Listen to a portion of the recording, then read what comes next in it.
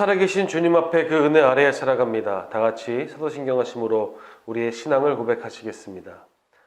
전능하사 천지를 만드신 하나님 아버지를 내가 믿사오며 그 외아들 우리 주 예수 그리스도를 믿사오니 이는 성령으로 잉태하사 동정녀 마리아에게 나시고 본디오 빌라도에게 고난을 받으사 십자가에 못 박혀 죽으시고 장사한 지 사흘 만에 죽은 자 가운데서 다시 살아나시며 하늘에 오르사 전능하신 하나님 우편에 앉아 계시다가 저리로서 산자와 죽은 자를 심판하러 오시리라. 성령을 믿사오며 거룩한 공예와 성도가 서로 교통하는 것과 죄를 사하여 주시는 것과 몸이 다시 사는 것과 영원히 사는 것을 믿사옵나이다. 아멘. 찬송가 299장입니다. 찬송가 229장입니다. 찬송가 299장 하나님 사랑은 함께 찬양하시겠습니다.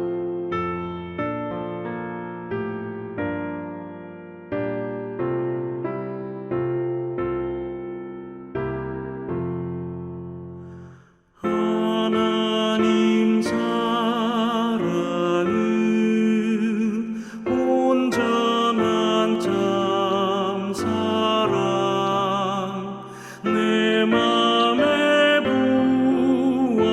부어주시사 충만케 하소서. 내 주님 참 사랑 햇빛과 같으니 그 사랑 내게 비추사 뜨겁게 하소서. 그 사랑 앞에는 풍파도 그치며 어두운 밤도 환하니 그 힘이 크도다. 하나님 사랑은 온전한 참 사랑 내 맘과 영에 채우사 새 힘을 주소서.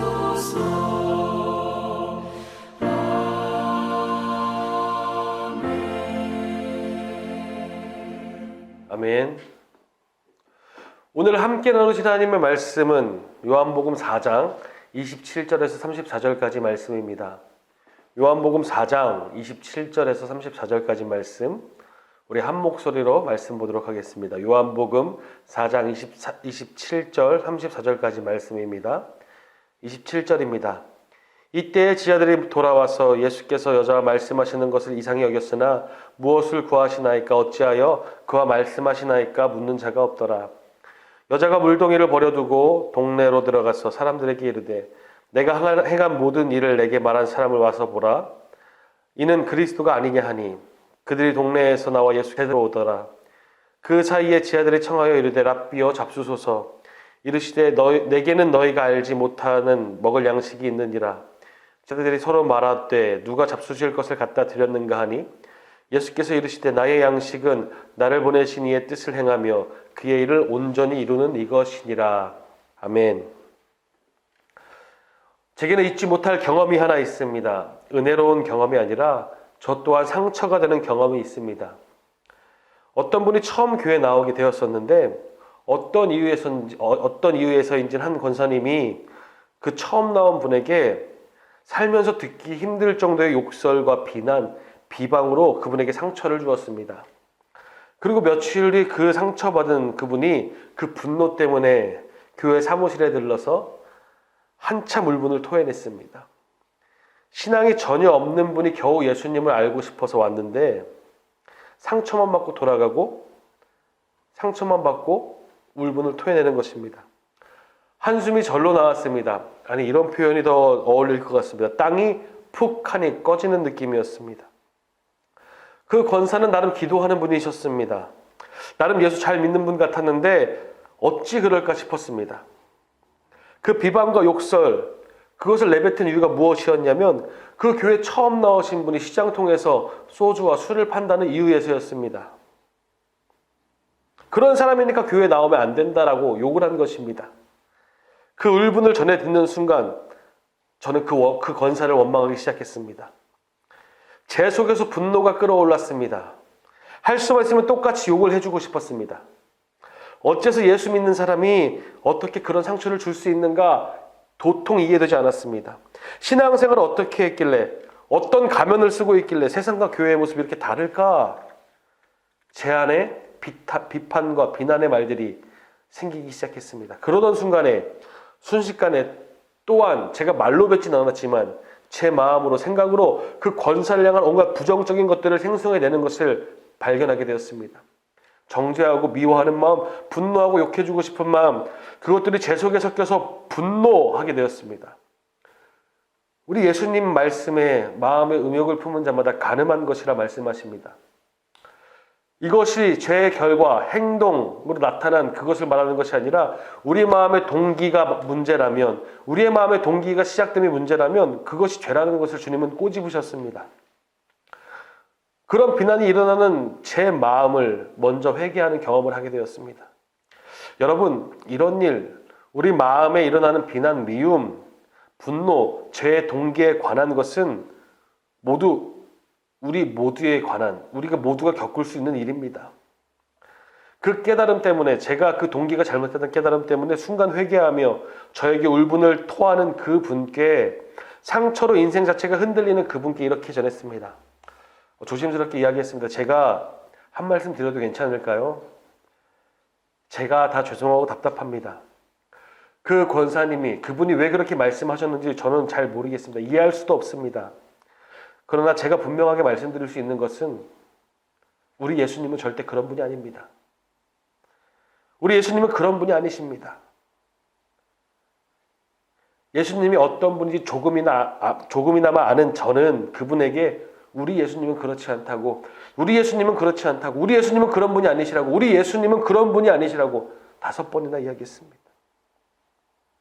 정말 애끓는 마음으로 그 말을 전했습니다. 죄송하다. 예수님은 다르다. 여러분, 사마리아 여인을 통해 보는 결론이 무엇일까요?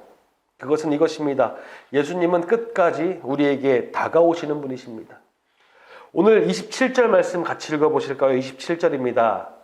이때에 제자들이 돌아와서 예수께서 여자와 말씀하시는 것을 이상히 여겼으나 무엇을 구하시나이까? 어찌하여 그와 말씀하시나이까?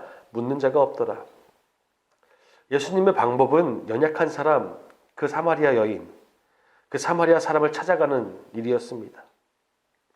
그것이 그분의 방법이고 그분의 사역입니다. 약한 사람들에게, 연약한 자들에게, 예수님이 필요한 자들에게. 다른 말을 설명할 필요도 없이 예수님이 그렇게 하셨습니다. 사마리아 여인은 목이 말라서 아무도 없는 시간에, 아무도 신경 쓰지 않는 시간에 물을 기르러 나왔습니다. 궁극적인 목마름이 해결되지 않으니, 해결되지 않는 갈증으로 그의 인생이 목마르다 보니 그가 그렇게 나올 수밖에 없었습니다. 어떤 사람들의 시선, 비판과 비난이 싫어서 그렇게밖에 할 수 없었을 것입니다. 그런데 그것을 해결하지 못한 그 여인이, 그것을 해결할 수 있는, 잠깐이라도 해결할 수 있는 그 물 마실 물동이를 버리고 동네로 다시 뛰어들어갑니다. 사마리아 땅에 메시아의 소식, 그리스도가 왔다고 말합니다. 구원의 소식이 전해집니다. 사마리아 여인은 목마른 자였다가 예수님을 만나 예수님을 전하는 증인으로 섭니다. 28절, 29절, 30절은 이렇게 이야기합니다. 여자가 물동이를 버려두고 동네에 들어갔어. 29절, 내가 행한 일을 내게 말한 사람을 와서 보라. 그리스도가 아니냐 하니. 30절, 그들이 동네에서 나와 예수께로 오더라. 아멘. 그런데 여기서 예수님의 중요한 이야기를 듣게 됩니다. 8절 말씀인데요. 함께 읽어보실까요? 이는 제자들이 먹을 것을 사러 그 동네에 들어갔음이로라. 제자들이 양식을 구해왔습니다. 양식을 구하러 들어갔습니다. 그 시간 동안 예수님은 사마리아 여인과 대화하셨습니다. 그리고 그 뒤에 제자들이 양식을 구한 후에 말씀하십니다. 32절 말씀입니다. 이르시되 내게는 너희가 알지 못하는 먹을 양식이 있느니라. 예수님이 무엇을 드셨나요? 오히려 아무것도 드시지 않은 예수님은 진짜 양식에 대해 말씀하십니다. 예수께서 이르시되 나의 양식은 나를 보내신 이의 뜻을 행하며 그의 일을 온전히 이루는 이것이니라. 아멘. 예수님의 양식이 무엇입니까? 예수님을 보내신 분, 그의 뜻을 행하는 것, 하나님의 뜻을 행하는 것, 하나님의 일을 온전히 이루는 것이 예수님의 양식이었습니다. 하나님의 뜻을 행하는 것, 그것이 우리 예수님의 양식이었습니다. 예수님이 이렇게 말씀하셨다면 우리는 어떻게 살아가야 하겠습니까? 곧 하나님 나라의 복음, 예수 그리스도께서 우리를 사랑하셔서 우리 대신 십자가 지신 것, 그 십자가로 모든 죄를 도말하시고 그 위에서 죽으신 것, 죽음이 끝이 아니라 당신의 죽음으로 생명이 되는 것을, 시작되는 것을 증명하시기 위해 부활하신 것, 그것을 믿고 못 따르는 모든 사람에게 생명을 주신다는 이 복음을 우리가 전해야 한다는 것입니다. 이것을 전하는 것이 하나님 아버지의 뜻, 참된 양식이라는 것입니다. 사마리아 여인이 예수님을 만났고 사마리아 여인에게 전해진 하나님의 뜻은 곧 예수님이었습니다. 예수님의 양식을, 그 하나님의 뜻을 우리도 먹었으면 그 뜻을 이루는, 그 뜻을 전하는 자 되시기를 간절히 축복합니다. 우리가 오늘 본문을 통해서 한 가지 더 묵상하고 기억해야 할, 살아내야 할 것이 있습니다. 제가 계속 요한복음 4장으로 설교하고 있습니다. 그 이유가 있습니다. 그 이유가 무엇이냐면 그것은 제가, 당신이, 우리가 사마리아 여인이기 때문입니다. 예수님이 사마리아 여인을 찾아간 이유, 예수님이 성육신하신 이유, 해답이 없는 우리 인생과 이 세상을 완벽하게 구원하시기 위함입니다. 성경은 주 안에서 우리 모두가 하나님께 사랑받는 사람이라고 이야기하는데 오늘 우리는 말씀을 들으면서도 내게 필요한, 내게 찾아오시는 예수님을 찾지 못하고 예수님만이 내게 필요한 사랑임을, 내게 필요한 만족임을 발견하지 못하고 있을 때가 많습니다.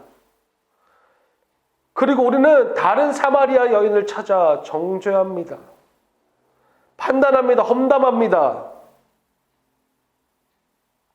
그런데 여러분, 우리가 죄인 되었을 때에, 우리가 아직 용서받지 못할 그때에, 우리가 죄를 범하고 있을 그때에 우리는 사마리아 여인과 다를 것이 없는 자들입니다. 바로 제가 사마리아 여인입니다. 그에게 예수님이 필요하듯 저에게, 우리에게 예수님이 필요합니다. 하나님의 뜻을 이루려고 예수님이 오셨습니다. 우리에게 오셨습니다. 이보다 더 큰 은혜와 사랑, 감사가 어디 있겠습니까? 사마리아 여인이, 누군가의 시선을 피할 수밖에 없었던 그 여인이 결국 예수님을 만났고 예수님을 붙들고 그가 메시아임을, 그리스도임을 깨닫고 증언합니다. 증인이 됩니다. 그의 인생 동안 하나님이 붙드셨습니다. 그리고 하나님이 우리에게도 오늘 오셨습니다. 여전히 연약한 우리들에게, 여전히 무지한 우리들에게, 여전히 험담하길 좋아하는, 죄 지을 수 있는 우리들에게 주님은 용서하러 오셨습니다.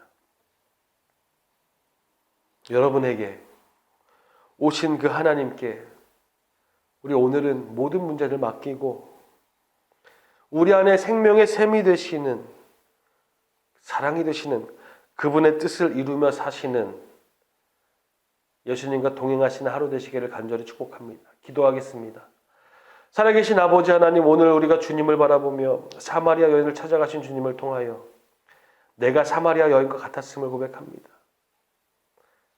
나는 정죄의 자리에서, 나는 비판의 자리에서 다른 사마리아 여인을 욕하고 있었는데 주님은 내가 비판받을 사람이었으며 내가 죄인이었다는 것을 깨닫게 하셔서 주님이 이런 나를 위해 오셨음을 다시 한번 알게 하십니다.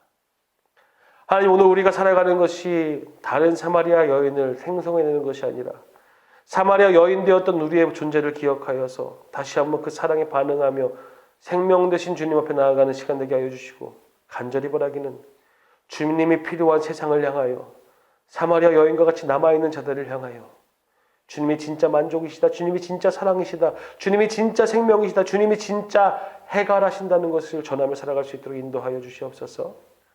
살아계신 예수 그리스도의 이름으로 기도드렸습니다.